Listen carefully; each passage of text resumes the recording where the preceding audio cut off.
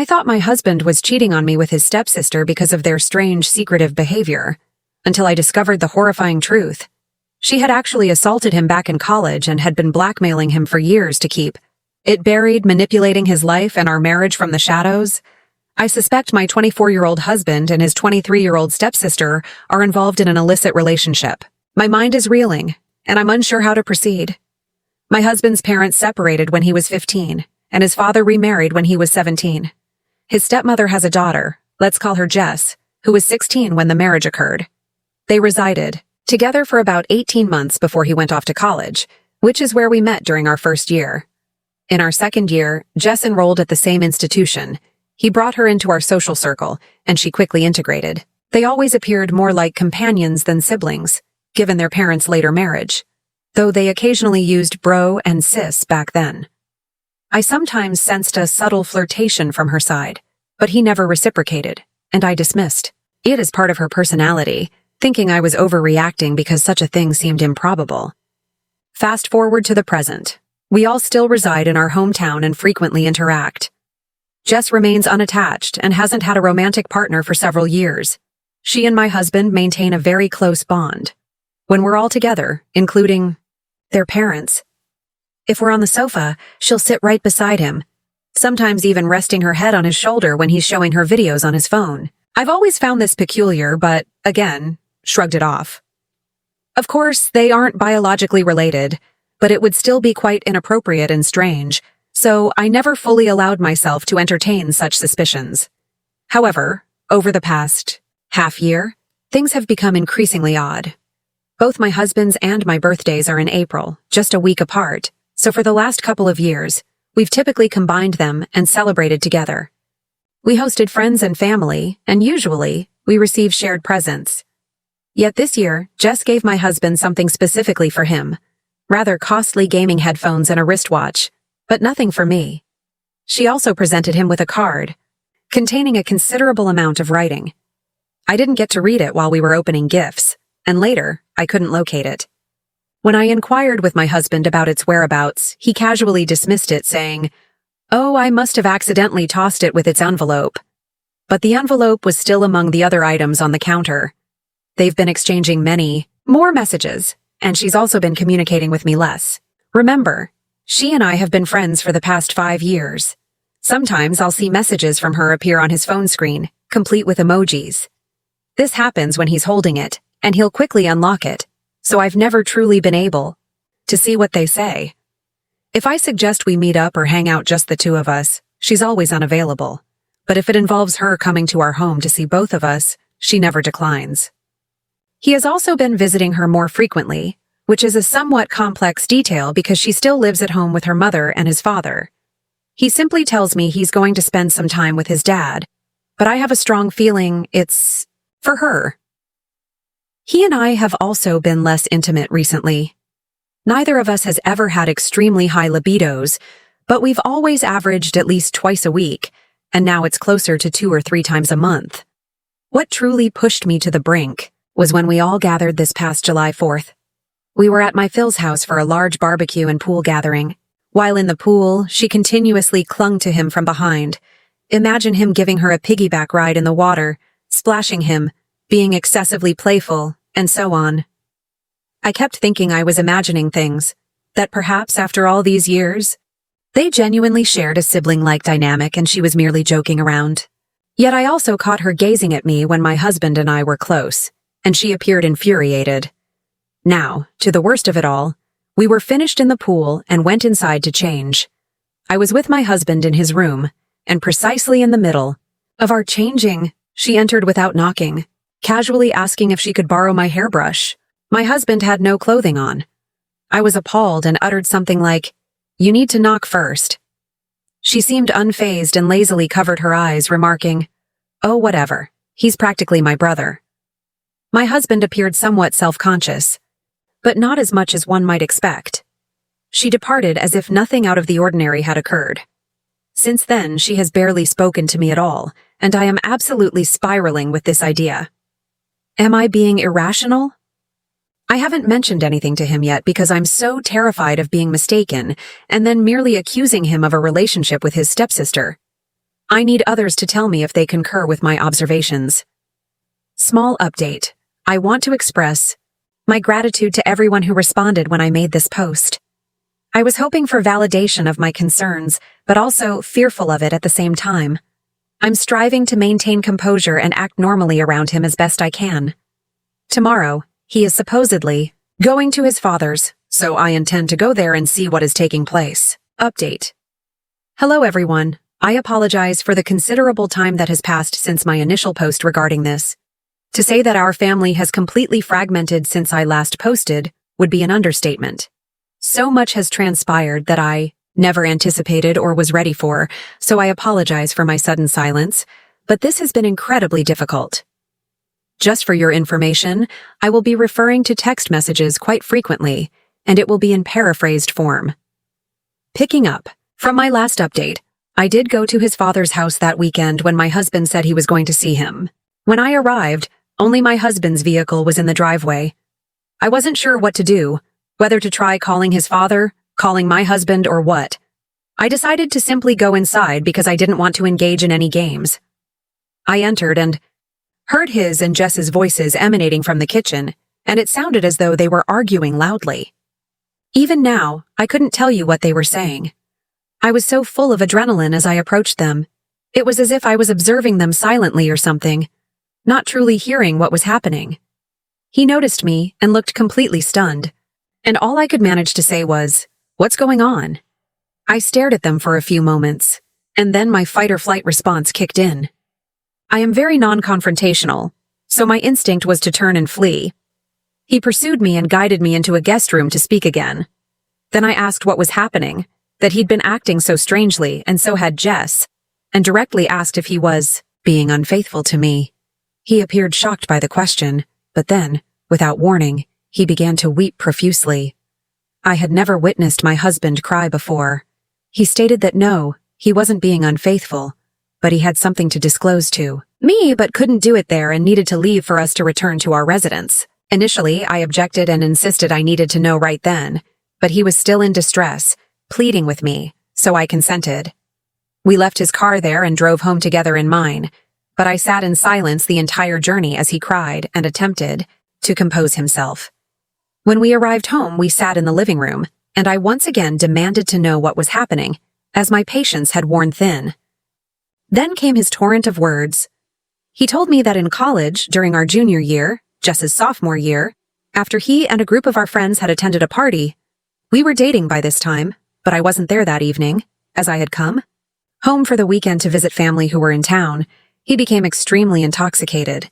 Our male friends had somewhat abandoned him to pursue their own encounters, so Jess offered him to sleep on her couch for the night.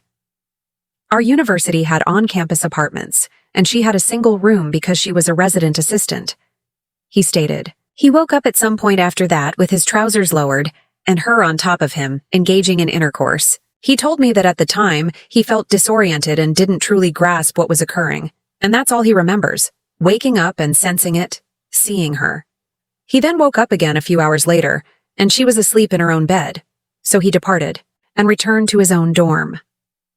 He never confided in anyone. It took him a long time to even fully comprehend what had transpired, and he felt he couldn't tell anyone because, first, he felt ashamed and embarrassed. Second, he didn't believe anyone would credit his story. Third, he didn't wish to be known as the person who had relations with his stepsister. Fourth, he was afraid of losing me. And fifth, he was concerned about his father, and if he discovered it could impact or ruin his new marriage, and that his father was so content with his stepmother. He told me he essentially just pretended nothing had happened, even around Jess when we all socialized. He mentioned that he and she never discussed it or said anything until a couple of years later, when Emma and I became engaged after graduation. She sent him a message, essentially declaring her love for him and that she constantly thought about that night, and questioning why their parents had to meet and marry, implying they could have been together otherwise, and so on. Essentially, she is fixated on him. Shamefully, I will admit that when he first revealed all of this to me, I wasn't sure what to think or believe until I saw their text messages. I challenged him, saying, "If this was the case, why are they always communicating? Why wouldn't he distance himself now that we're married and out of school?"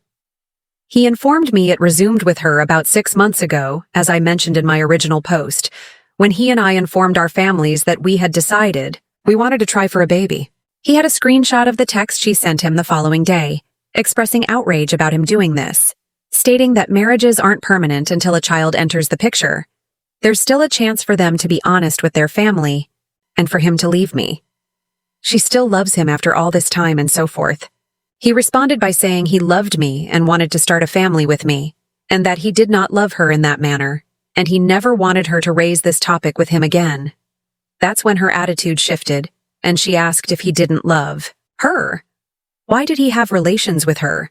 And what would their family think? Essentially coercing him. I went through as many of their texts as I could bear, and it was always her expressing things like she was thinking about him. She wanted to see him. She would even send messages while we were all together, telling him he looked appealing in a certain outfit. Sometimes he wouldn't reply, and other times he'd try to engage in a normal conversation or steer it in a different direction, and sometimes just telling her to stop. The days he told me he was going to spend time with his father, it was her, imploring him to come over so she could see him, or she would reveal everything to her mother, so he would agree to go. But he insists nothing has ever transpired, that one of their parents would be present most of the time, and it would just be all of them on the patio or in the living room. That day, he went there to tell her he was fed up with it and couldn't continue. She could tell people whatever she wished, but he was finished, and that's why they were shouting. I sat there absorbing it all and honestly was speechless, as I did not anticipate any of this. I asked him about our sudden lack of intimacy, essentially only during my fertile window since we're trying for a baby, but never at any other time. And he said all of this being brought up had mentally caused him to shut down regarding physical relations. He was only doing it for me because I desire a baby, that it's taken him so long to understand and come to terms with the fact that she assaulted him, and how this is harassment. I wept. I felt betrayed by her, and then a profound, deep empathy for him. I simply embraced him and cried, and he cried too. I told him he really needed to inform his father because we can no longer associate with her in any way. And how could we manage that when she lives with him? At first he said no, he couldn't, because he's worried they won't believe him and also doesn't want to ruin his father's life, questioning how the marriage with his stepmother could survive this. I told him I don't have an answer for that. He has to trust that his father will believe him, and I was also concerned about her panicking after their disagreement and doing something drastic. He agreed to inform his father and said he wanted to do it alone the following weekend. He met with his dad and disclosed everything, showed him the messages, and so on. His father believed him and, like me, was caught off guard and speechless. This led to him telling his wife and stating he was expelling Jess. However, his wife did not believe it. She claims my husband must have manipulated the messages somehow, actual texts in the messaging application that you can scroll through, with Jess's number linked to the contact. Jess panicked, asserting none of it was true, and that he was the one who had been bothering her. That's when my husband threatened to involve the authorities for a protective order against her if she did not confess the truth, and she finally admitted to everything in a furious outburst. His stepmother is appalled. His father is unsure if he can move past her disbelief in my husband and her accusations. We are currently in this peculiar, uncertain phase with the entire family on edge. Jess is still residing there. His father has insisted she leave and has granted her 2 weeks instead of immediately expelling her in an attempt to try and salvage the situation with his wife. My husband and I are having many discussions, attempting to regroup. We've paused our efforts to conceive as he seeks therapy for this. He is still considering approaching the police regarding the harassment. My heart aches for him, and I'm also striving to reconcile with the reality that Jess, whom I've known for years, would do something like this. I was prepared to uncover an affair, but never this. I'm unsure if there will be any further updates. After this, perhaps if my husband decides to pursue legal action. I want to express my gratitude to everyone who encouraged me to investigate my suspicions. Otherwise, this could have escalated even further. I prefer not to contemplate what might have happened next. Story. My wife became pregnant, and I accused her of infidelity, demanding a paternity test even though she had never cheated. Consequently, she moved out and initiated divorce proceedings after the test confirmed I was the father. I became acquainted with my wife through a mutual friend. We maintained a friendship for approximately a year before both of us became unattached and determined we were sufficiently compatible to begin a romantic relationship. We were together for 2 years before we exchanged vows. I am at a loss as to what possessed me. My wife is loyal and faithful, but I had been reading statistics about how many men are raising children that are not their own and had absolutely no concept of this. Around the time she discovered she was pregnant, we both desired children. We weren't actively preventing it. About 3 months into the pregnancy, I could no longer endure it and informed her I wanted a paternity test. She asked if I was accusing her of infidelity. I affirmed it. She inquired why, and I could not provide an answer. Neither of us has ever engaged in unfaithful behavior or been the victim of it. She works very diligently, long hours at her employment, but has always kept me informed of her whereabouts and with whom she would be if she was going somewhere with companions. I was always welcome. I do not understand why I acted this way, and it is tormenting me. She informed me she would willingly undergo the paternity test, but that she would relocate to her mother's residence until that time, because she was uncertain if she wished to continue the marriage. She underwent an amniocentesis test at approximately 20 weeks. I am the father, and when she told me, I was overjoyed, but she was not. She informed me that she felt she fell out of love with me the moment I posed the question, and that she had no desire to reconcile. Our daughter was born on July 10th. My wife has engaged a lawyer and has initiated the procedures for divorce and matters of custody. She has since secured her own apartment. She stated she wishes to keep this as amicable as possible for the sake of our daughter, but I simply desire to be a family. She does not seek financial support or spousal maintenance, because she earns more than enough to cover her own and our daughter's necessities and maintain a comfortable lifestyle. It has taken since February to even get her to soften her stance and even consider counseling. She stated she loves me, but is unsure she can overcome this.